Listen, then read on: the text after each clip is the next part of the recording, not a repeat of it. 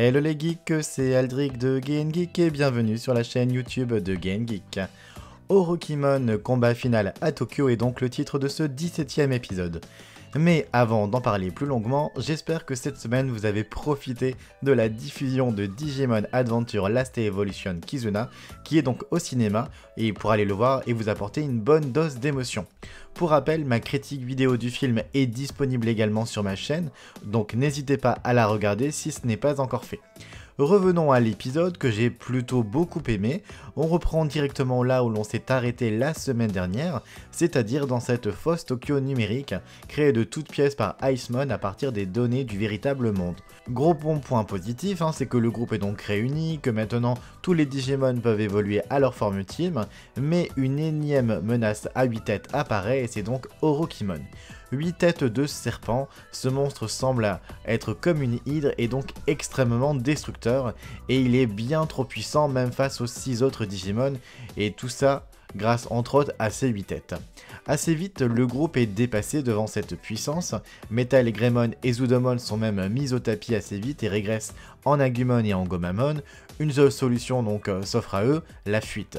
Si Gary Udamon arrivera à fuir avec Sora, Joe, Mimi, Koshiro et leurs Digimon, Taichi et Agumon resteront en arrière afin de venir en aide à Yamato et Wergarurumon. En effet, Yamato décide de se la jouer super-héros et décide donc continuer d'affronter Orokimon.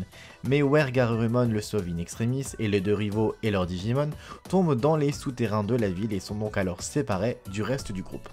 La première partie de l'épisode va alors un peu se poser et faire le point sur nos personnages. Commençons par le groupe que j'ai le moins apprécié, c'est Yamato et Taichi. La faute à un Yamato qui se la joue rebelle et solitaire, qui n'en fait qu'à sa tête et veut absolument se frotter contre un ennemi invincible. Alors certes, il expliquera à Taichi, j'ai l'impression une énième fois encore, que c'est parce qu'il s'inquiète pour Takeru, resté dans le vrai monde, et qui donc est également en danger.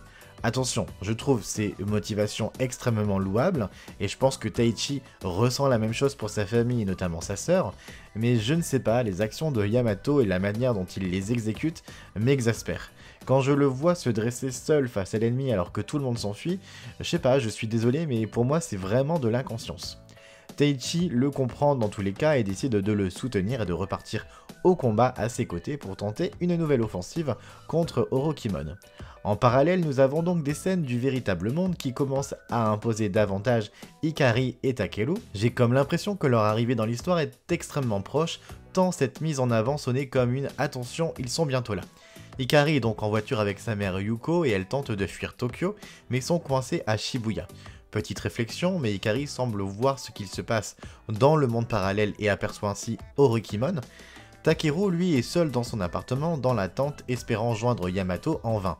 Pour le moment, Takeru semble tellement craintif et plus enfant que sa version originale, que je ne sais pas trop à quoi m'attendre avec lui prochainement. On peut s'arrêter quelques instants aussi sur le fait que Natsuko, la mère de Takeru, ne semble pas être présente, et réflexion, laisserait-elle vraiment son enfant de 8 ans seul chez elle avec tout ce qui se passe depuis 3 jours ? Pareil pour Yuko qui ne semble pas inquiète de savoir ce que fait Taichi. Enfin voilà, c'est un petit détail mais qui mériterait que l'on s'y attarde une seconde, ne serait-ce que par une réplique ou deux, juste pour garder un brin de réalisme. Également, Ikari va se retrouver elle séparée de sa mère, emportée par la foule qui décide de s'enfuir, donc elle sera seule dans la ville, Takeru étant seul aussi, voilà, on est certain d'avoir une arrivée très proche pour ces deux-là. Ailleurs, nous avons donc Mimi, Sora, Joe et Koshiro ainsi que leurs Digimon respectifs qui reprennent leurs esprits. J'ai vraiment beaucoup aimé leur discussion à tous ensemble où ils se retrouvent à faire le point sur leur aventure, ce qu'ils ont vécu et ce qu'ils ressentent. L'occasion pour Sora d'exprimer ses inquiétudes aussi pour les Digimon du monde numérique. Il est clair qu'elle désire tous les sauver, les aider et contient là un arc assez intéressant déjà entamé dans les épisodes précédents pour la jeune fille.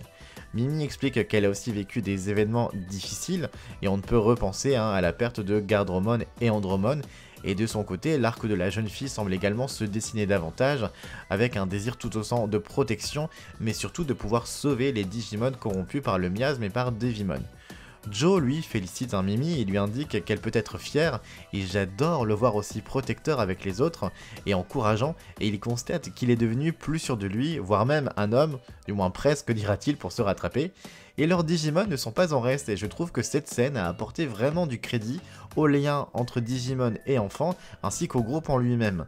Ils se soutiennent, ils se taquinent, ils sont là les uns pour les autres, et c'est vraiment comme ça moi que j'ai envie de voir Digimon, et que je veux voir ce groupe fonctionner. Koshiro est évidemment toujours présent dans la réflexion, et notamment pour traduire tout ce qu'il se passe, non seulement au groupe, mais aussi à nous les spectateurs, et c'est très appréciable. Cela nous donne donc toutes les informations pour comprendre l'épisode. La seconde partie reprendra donc dans l'action, les Digimon repassent au stade ultime et mettent en place une stratégie pour vaincre Orikimon, et découvriront enfin qu'il faut donc attaquer la tête principale pour le détruire.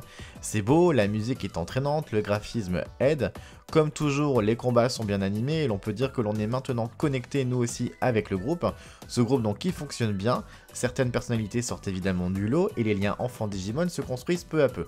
Encore une fois, et je pense que ce sera tout le temps comme ça de semaine en semaine, le seul reproche est bien pour les Shinka, Yamato et Taichi pour leurs Digimon ont des Shinka sublimes qui sont de plus en plus travaillés j'ai l'impression, tandis que les autres sont soit hors écran ou vraiment très bâclés. On notera également que leurs symboles brillent via leur Digivice durant la bataille, mais qu'il n'y a toujours aucune explication là-dessus. Ma théorie, c'est évidemment que l'on va y venir, mais seulement après pour moi le combat contre Devimon. J'imagine qu'on aura un équivalent de Gennai, voire même Gennai lui-même, qui viendra expliquer tout ça, l'origine de leurs symboles, pourquoi c'est eux les enfants élus, etc. On devra donc attendre pas mal d'épisodes avant ça, mais j'ai clairement hâte. Orikimon battu, on nous laisse donc avec un nouveau cliffhanger, un compte à rebours de 10 minutes qui apparaît dans les deux mondes, numérique et réel. Sans surprise, le prochain épisode risque d'être décisif, mais les 10 minutes vont-elles s'écouler sur 20 minutes d'épisode à voir, et j'ai comme l'impression que Takelo et Ikari vont enfin avoir le rôle à jouer la semaine prochaine, et ça je pense que ça va faire plaisir à de très nombreux fans qui les attendent avec impatience. En bref, je suis de plus en plus convaincu, moi, par ce reboot, je suis impatient de découvrir la suite, et mon seul point négatif aujourd'hui ira vers Yamato. Je l'ai dit précédemment, mais j'arrive pas à accrocher à lui pour l'instant. Et vous, de votre côté, qu'en avez-vous pensé? Quelles sont vos théories et vos avis? Dites-moi tout en commentaire comme d'habitude, et je vous dis au moins à la semaine prochaine.